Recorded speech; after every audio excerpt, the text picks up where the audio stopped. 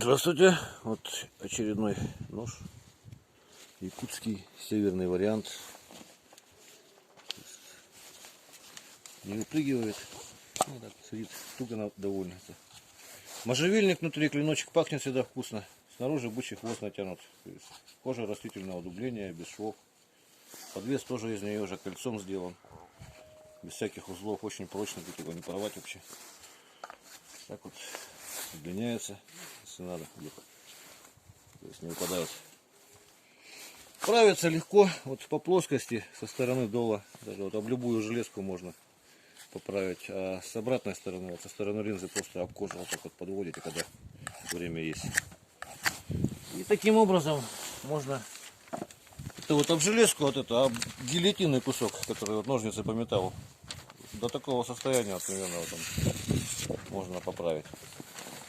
И 9 ХС металл ручной ковки, спуски прокованы, уплотненные, то есть, и поэтому вот режет он достойно, рог лося строгает уверенно.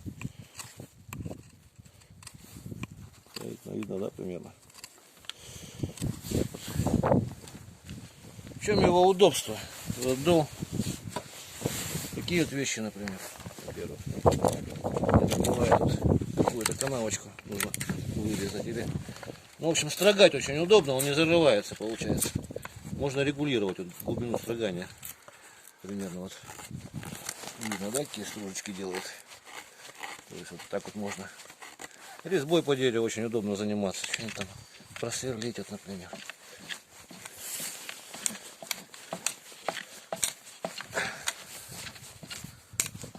Ну, не буду, короче, так. Ну, в общем, это много времени не займет. Вот это засекали, короче, 25-ку доску.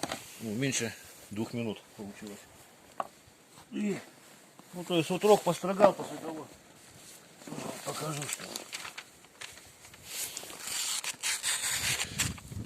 9 ХС, она стойкая. По отзывам хватает тут 2 лося, ну, это в хороших руках как минимум точно разберет. Одного это точно оправится очень быстро. 2 минуты буквально, он снова острый. В общем, всего доброго, до свидания.